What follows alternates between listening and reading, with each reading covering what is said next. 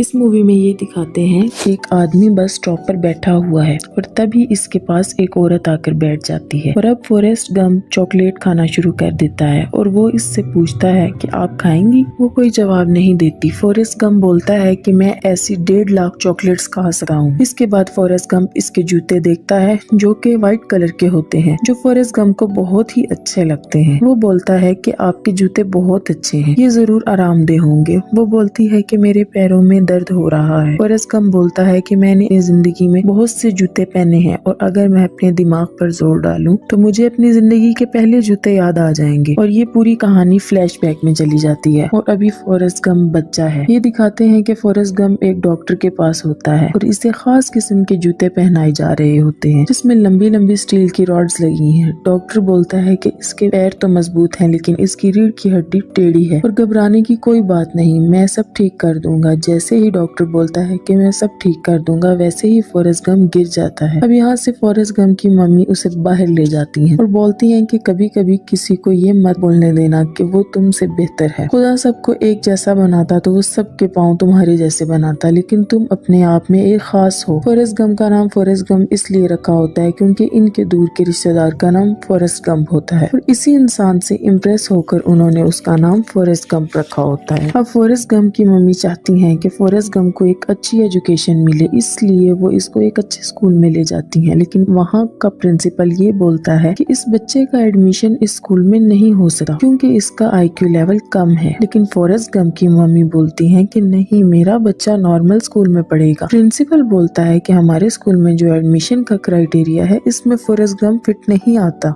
आप इसी किसी स्पेशल स्कूल में पढ़ाइए जहाँ फॉरेस्ट गंप जैसे बच्चे पढ़ते हो। लेकिन बाद में फॉरेस्ट गंप की मम्मी प्रिंसिपल को मना ही लेती हैं। अब फॉरेस्ट गंप का एडमिशन एक अच्छे स्कूल में हो गया है और जब वो पहले दिन बस में जाता है तो इसे अपने साथ कोई भी नहीं बिठाता। तभी वहाँ पर एक छोटी सी बच्ची होती है। वो बोलती है कि तुम यहाँ पर बैठना चाहोगी और वो फॉरेस्ट गंप को अपने पास बिठा लेती है। इस बच्ची का नाम जेनी होता है और फॉरेस्ट गंप और जेनी अच्छे दोस्त बन जाते हैं। फॉरेस्ट गंप के घर में सिर्फ इसकी मम्मी और फॉरेस्ट गंप रहते हैं क्योंकि इसके वालिद नहीं है और इसकी मम्मी इनकम के लिए लोगों को अपने घर एज ए गेस्ट रखती हैं और इसीलिए इनके घर में लोग आते जाते रहते हैं। एक दिन इनके घर में एक सिंगर आता है और जब वो गिटार बजा रहा होता है तो फॉरेस्ट गंप इस पे अजीब सा डांस कर रहा होता है और इसकी चाल भी बहुत अजीब होती है। कुछ दिनों बाद जब वो मार्केट से जा रहे होते हैं, फॉरेस्ट गंप और इसकी मम्मी टीवी पे देखती हैं कि वही सिंगर जो इनके घर में एज ए गेस्ट आया था, वही वाले स्टेप्स जो फॉरेस्ट गंप ने इसे करके दिखाए थे, वो अपने गानों में वही स्टेप्स परफॉर्म कर रहा होता है और लोग उसे बहुत पसंद कर रहे होते हैं, बहुत खुश हो रहे होते हैं। और फॉरेस्ट गंप जो इस औरत को अपनी कहानी सुना रहा है वो बोलता है फिर उसे हार्ट अटैक आ गया, लगता है किंग बनना बहुत मुश्किल है, इसलिए शायद उसे हार्ट अटैक आ गया। इसके बाद ये दिखाते हैं कि अब जेनी और फॉरेस्ट गंप बहुत अच्छे दोस्त हैं। वो साथ घूमते हैं, बैठते हैं, खेलते हैं और हमेशा एक दूसरे के साथ रहते हैं। अब एक दिन जेनी और फॉरेस्ट गंप जा रहे होते हैं, तभी पीछे से 3 बच्चे आते हैं और वो पत्थर फॉरेस्ट गंप के सर पे मारते हैं। जब फॉरेस्ट गंप पीछे मुड़कर देखता है तो पत्थर इसके सर पर लगता है और वो गिर जाता है।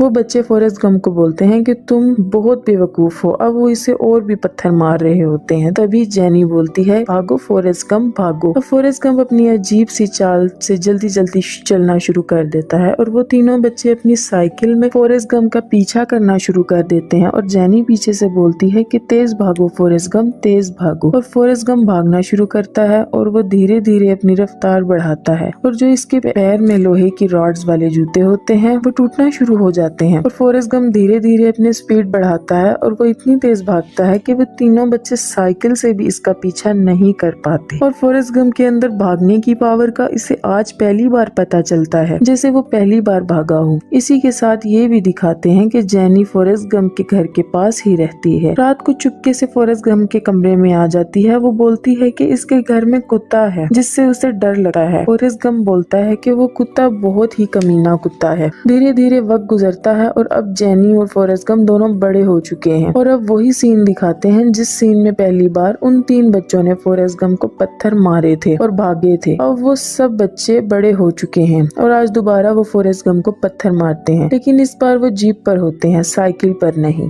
और जेनी बोलती है फॉरेस्ट गंप भागो, फॉरेस्ट गंप भागो। और फॉरेस्ट गंप भागते भागते एक ग्राउंड में चला जाता है जहाँ पर फुटबॉल का मैच हो रहा होता है। एक खिलाड़ी गोल करने के लिए बॉल लेकर भाग रहा होता है और तभी फॉरेस्ट गंप इतनी तेज भागता है कि इसको भी पीछे छोड़ देता है और भागते भागते वहाँ से निकल जाता है। अब वहाँ पर जो टीचर होते हैं, कोचेज होते हैं, वो देखते हैं ये कौन है। तभी एक टीचर बोलता है कि इसका नाम फॉरेस्ट गंप है और ये एक लोकल इडियट है और इसकी रनिंग देखकर, उसकी स्पीड देखकर वो इसे इस टीम में शामिल कर लेते हैं और इसी की वजह से फॉरेस्ट गंप अब कॉलेज में भी चला जाता है। और जब वो कॉलेज के मैचेस होते हैं तो फॉरेस्ट गंप को इसी गेम का कोई रूल नहीं पता होता, बस इतना पता होता है कि बॉल लेकर भागना है। जब भी उसके हाथ में कोई बॉल देता है वो भागना शुरू कर देता है और वो तब तक नहीं रुकता जब तक कोई उसे पकड़ ना ले। लेकिन वो बहुत तेज होता है, उसी की वजह से ये मैच जीत रहे होते हैं। धीरे धीरे फॉरेस्ट गंप बहुत फेमस हो जाता है और उसे ऑल अमेरिकन टीम में भी एडमिशन मिल जाता है और 5 साल तक फॉरेस्ट गंप फुटबॉल खेलता रहता है और 5 साल तक फुटबॉल खेलने के बाद उसे कॉलेज की डिग्री मिल जाती है। वो कहता है कि मैंने फुटबॉल खेला था और इसके बदले मुझे डिग्री मिल गई। जिस दिन फॉरेस्ट गंप के कॉलेज में सबको डिग्री मिल रही थी और उसी दिन इनके कॉलेज में एक आर्मी ऑफिसर आता है और वो फॉरेस्ट गंप को बोलता है कि क्या तुमने अपने कैरियर के बारे में कुछ सोचा। फॉरेस्ट गंप आर्मी में भर्ती हो जाता है और उसे लेने के लिए एक बस आती है जिसमें बहुत सारे आर्मी ऑफिसर्स बैठे होते हैं और ये सब ट्रेनिंग के लिए जा रहे होते हैं। फॉरेस्ट गंप बस में चढ़ता है और ड्राइवर को बोलता है कि मैं फॉरेस्ट गंप हूँ। वो बोलता है कि किसी को कोई फर्क नहीं पड़ता कि तुम कौन हो, गंदी नाली के कीड़े, जाकर पीछे बैठ जाओ। और वो पीछे जाता है लेकिन उसे कोई भी अपने साथ बिठाना नहीं चाहता। आपको याद होगा कि बचपन में जब पहली बार वो अपने स्कूल जा रहा था तब भी किसी ने उसे अपने साथ नहीं बिठाया था और सिर्फ जेनी ने उसे अपने साथ बिठाया था। एक लड़का जो बहुत ही अजीब सा होता है, बहुत मोटा सा होता है, जिसके होंठ बहुत बड़े बड़े होते हैं, वो बोलता है कि तुम यहाँ पर बैठ सकते हो और फॉरेस्ट गंप वहाँ पर बैठ जाता है। वो बोलता है कि मेरा नाम है बेंजामिन बुफेट ब्लू, लेकिन प्यार से लोग मुझे बब्बा बुलाते हैं। फॉरेस्ट बोलता है कि मेरा नाम फॉरेस्ट गंप है और लोग मुझे फॉरेस्ट गंप भी बुलाते हैं। बब्बा बोलता है कि मैं तो झींगों का काम करना चाहता था लेकिन मैं आर्मी में भर्ती हो गया। वो बताता है कि मेरी माँ झींगे पकाती है। दरअसल बब्बा हमेशा झींगों की बातें किया करता था, मानो झींगा उसकी जिंदगी की सबसे अहम चीज हो। फॉरेस्ट गंप बोलता है कि वो लोग मुझे वियतनाम भेज रहे हैं। तो जेनी वापस इसके पास आती है और कहती है कि मुझसे वादा करो कि जब भी तुम्हें ऐसा लगेगा कि खतरा है तो तुम वहाँ से भागोगे, तुम हीरो बनने की कोशिश नहीं करोगे। वो बोलता है कि ठीक है, मैं ऐसा ही करूँगा